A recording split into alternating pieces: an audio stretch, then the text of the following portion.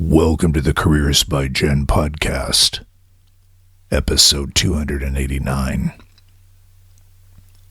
This time, Jenn's subject is meaningful work, myths, and realities. Next time on the podcast, we go into the vault to dust off Jenn's 1984 interview with renowned author Joseph Campbell for an episode called Meaningful Work Part 2, Monomyth is Reality. Hey, I'm Jenn Swanson, and Careers by Jenn is where I help you to get the job, love your work, and advance your career, and I talk about wellness and success topics too.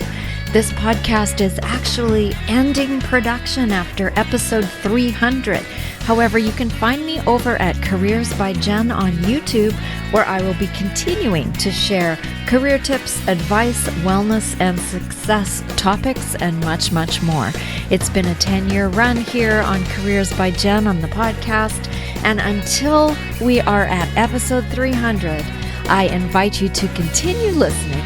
Go back and listen to the archives, and please enjoy this show. Thank you so much for being here.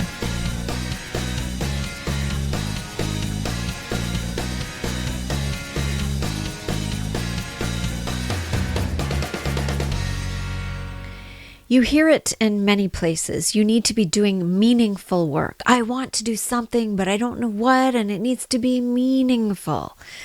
Well, today I want to talk about what makes up meaningful work and some of the myths and the realities of this theme. Welcome to the podcast. I'm Jenn Swanson, and thank you so much for being here. This show is recorded on the unceded and traditional territory of the Coast Salish people, including the Katzie, the Kwantlen, the Stolo, and the Coquitlam First Nations people. I am grateful to be here with you today. One last mention of the live class that I am hosting next Tuesday, February 23rd at 4 p.m. Pacific Time, 7 p.m. Eastern, on the topic of stress. It's called Calm in the Chaos. The class is free, but you do need to register for it. And you can do that by going to my Instagram at CareersbyJenn and clicking on the link in the bio, and there'll be a link directly to register there. Or you can find this podcast on YouTube, and the link will be in the description box. Or you can go directly to eventbrite.com and then search for Huddle Journeys, Huddol Journeys, and you will see the class listed there, and you'll see a little tiny picture of me in the corner of the listing. So I hope you will join me for that. If you are listening to this after February 23rd, 2021, you can still access my longer 7-day transformational journey all about overwhelm that is in this Huddle Journeys app. And there is a fee for that program. So that is not free like the free live class happening on Tuesday. But I hope it will be worth it for you if you do decide to do it that way. Meaningful work. Let's get into the topic. Myths and realities. Well-being in general usually involves 5 key areas, and well-being is a holistic concept, meaning that it involves your whole life. It's not just about being well at work and then terrible when you get home, or vice versa, or being well on the surface and being terrible on the inside, or the outside. It's not just one corner of your life. Well-being involves the 5 areas that typically include personal life, work life, family life, community life, and spiritual life. So how you are in your inner self, your inner person, how you're looking after yourself, your work life, what happens in the place that you work in, what about your family? And who you call family. It doesn't have to be biological, so the family that you choose. What about your community life, the wider community? How are you involved in things in the community? And what about your spiritual life? And that doesn't necessarily mean religious, because I believe that we are all spiritual beings having a human experience. So how is your spirit? And And how are you feeding that, nurturing it? It could be outside walking in nature. It could be meditating. There could be many things that you are doing in the spiritual realm of your life, including if you do attend synagogue or church or mosque, then that is included in that as well. So well-being is a holistic experience. And so if something is out of whack or out of balance, then sometimes you can feel off and you're not feeling so well in other areas if one of the areas is off kilter. Meaningful work makes up one of these key areas. And one of the things to know right off the top is that meaningful is subjective. What I consider meaningful in my life and my experience might seem boring and not important at all to someone else. And the same is true in the opposite direction. There might be some things that some people do for a living that I think, why? Right? But there's a reason. And maybe it's not evident to me and I don't understand it, but it's meaningful and evident to them. So meaningful work, the first thing about it is that it's subjective. It's up to you to decide whether or not you are doing something that is meaningful and has purpose and has value. It's not up to other people to judge it, although they will, right? Because that's what we do. This kind of reminds me of a scene in The Devil Wears Prada. I don't know if you've seen that movie, but it's where the Miranda scary boss woman character rants to her new and uninformed hire named Andy. Andy had just giggled and dismissed the clothing as stuff, which sets Miranda off completely into this long rant about the color cerulean blue.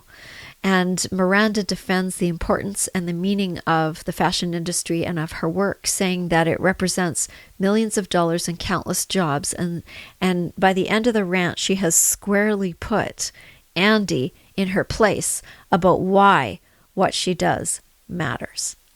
Interesting. If you could probably find that on YouTube somewhere. But it's an interesting look at something that is dismissed by one person, but is completely and utterly meaningful and important to the other, right? So it's subjective. So it's not for me to say what might be meaningful to you, and it's not for you to say what might be meaningful to me. It utterly depends on your own set of values, your own set of beliefs, and what you think makes for work that contributes and work that has meaning and purpose. Some of the myths include that only helping professions like nursing or physicians or teachers or caregivers, only helping professions make for meaningful occupations. That's a myth. That is a myth. That is just not true. Of course, we need people who are called to those kinds of roles, to that kind of work. But there are hundreds, probably thousands of kinds of jobs and career paths that are meaningful to people who are doing them. And again, it's personal. Meaningful work means you perceive it to be worthwhile for you or valuable or important. I know people who don't like what they do and who are in so-called helping professions who don't find it meaningful at all because they just don't like what they're doing. So therefore, it might seem like a meaningful position, but it isn't to the person doing it. So it's all about perspective. There was a Gallup research study done a few years ago on well-being. And in that study, they discovered that people who used their strengths and gifts every day and enjoyed what they did for their work were twice as likely to do well in other areas of their lives.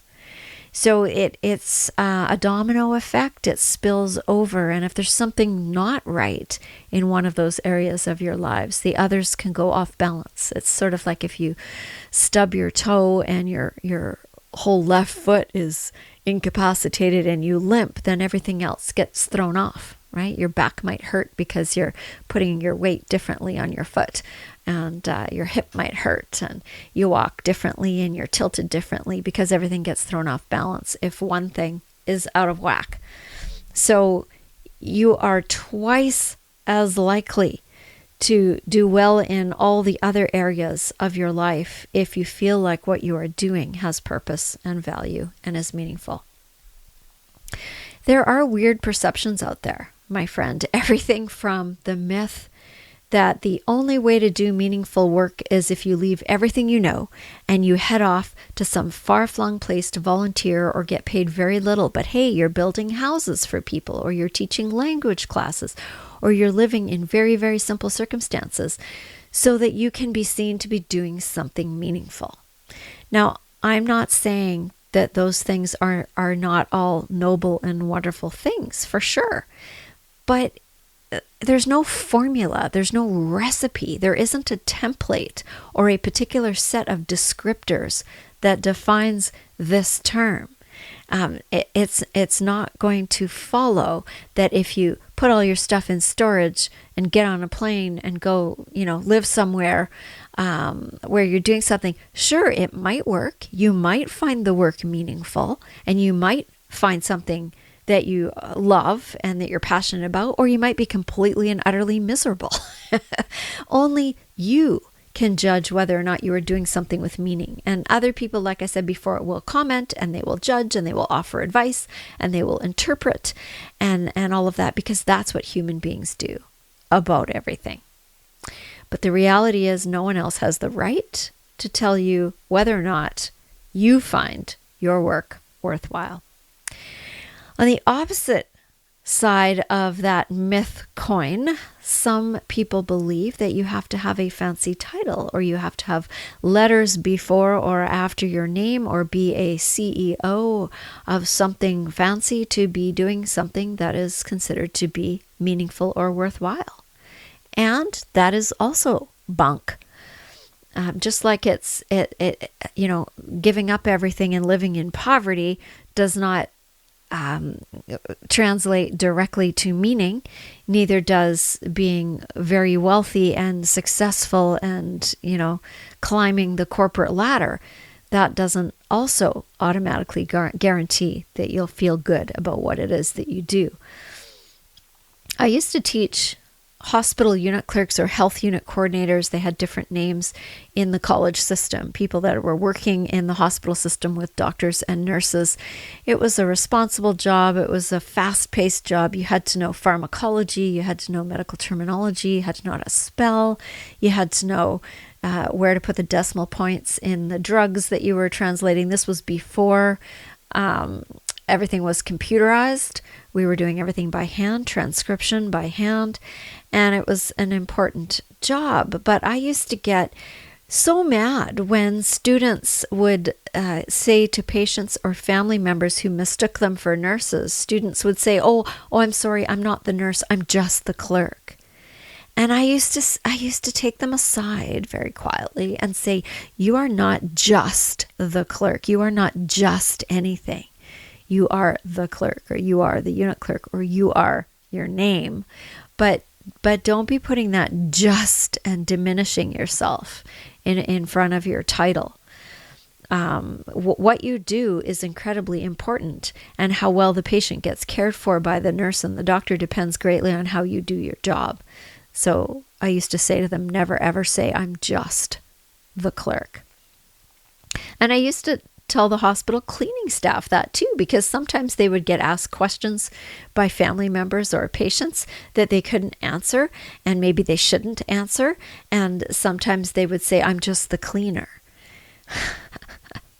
And if I ever heard any of them saying that, I'd go over to them and I'd say, you are not just the cleaner. Oh my goodness, we couldn't work without you.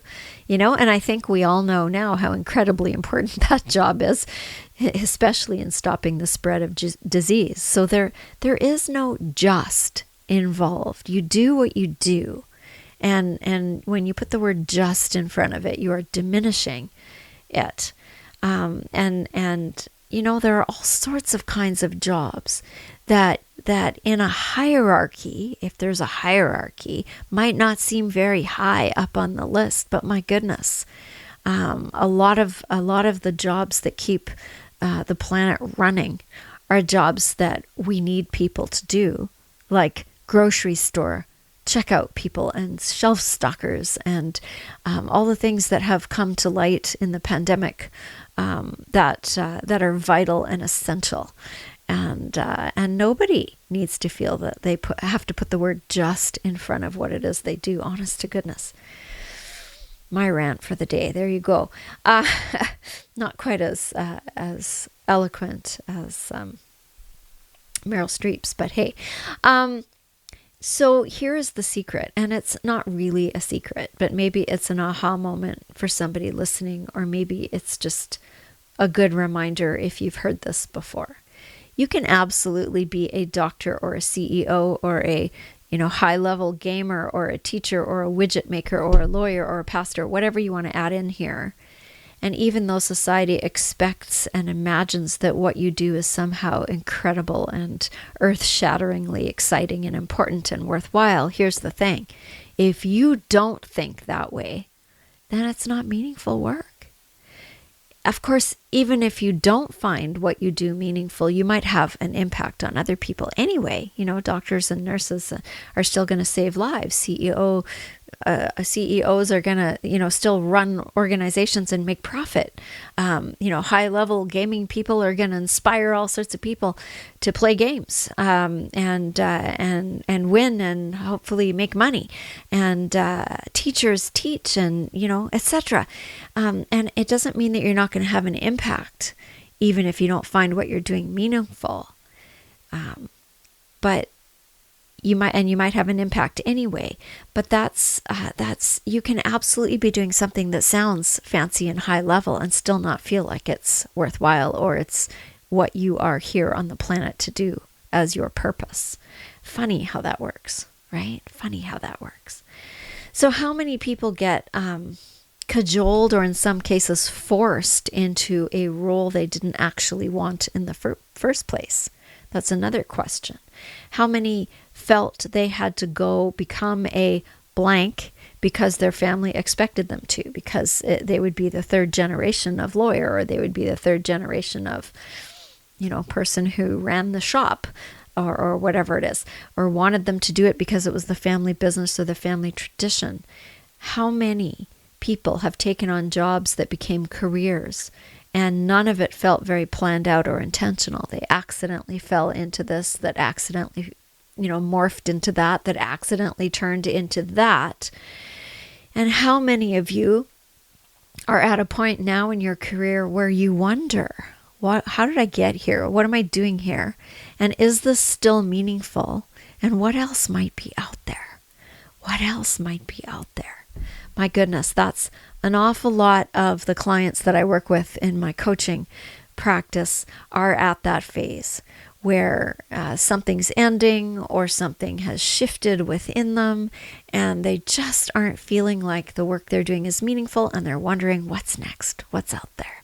What's going to be my next career adventure, right? So, and then the other thing, the other reality, because I'm full of them today, the other reality is this: what if you basically like what you're doing? What if you find it sort of meaningful, but you want to know how to make it more meaningful because you don't really want to change everything at this point? What if you don't want to go through all of the hassle and the effort to try and find something else because you're good at what you do, you're stable in the role in the company, in the organization, you've got a pension built up, you like the people that you work with? What can you do to make it better, to find more meaning in what you're already doing? Now, this is completely valid, and it makes a lot of sense. There are some things that you can do. There are 3 things that you can actually do if you want more meaning in what you already do without making massive shifts. What you can do are these 3 things. You can reframe how you think about what it is you do, because much of our experience in life has to do with what and how we think about it. Thoughts can be poisonous. Thoughts can be debilitating, and thoughts can be shifted and changed. So what new story can you tell yourself and others about what it is you do? How can you change your story so that you're telling a story of purpose, so that you're telling a story of meaning, so that you reframe your thinking so that you can then find meaning in the work that you are doing? It's a little bit of thinking, a little bit of digging in, a little bit of time and effort and energy. But that is one very, very effective way of changing, just on the inside, changing the story you tell about the work that you do. The second thing that you can do is change some of the tasks that you're actually doing. Can you take on a new and interesting project at work? Can you hand off some things you're bored with or would rather not do anymore and hand them off to someone else? Are there ways that you can move things around within your role, within what you're doing? Maybe change a system, maybe change, start something new, innovate something, take on something, be creative. Are there things that you can do and shift around and move around so that you can find that excitement, that spark, that purpose, and the satisfaction again in what it is that you have to do as far as tasks go?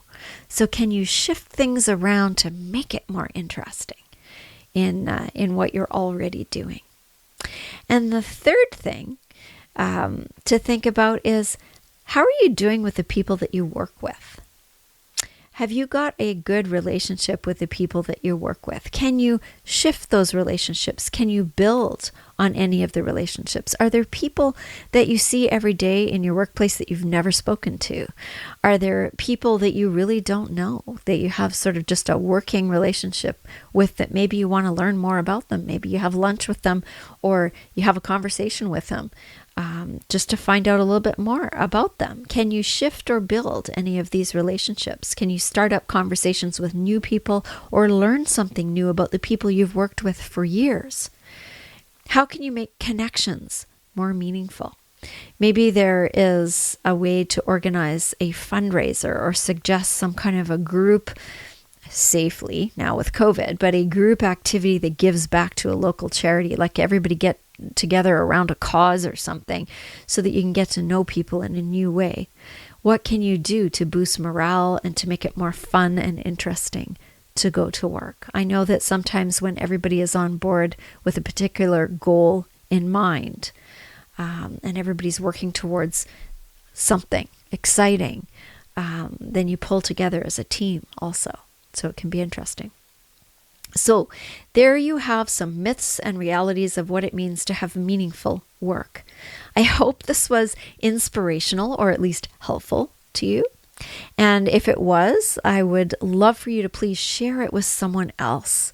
And you can do that through the podcasts. You can just tell somebody about it. You can invite somebody, because it will be published on the YouTube channel.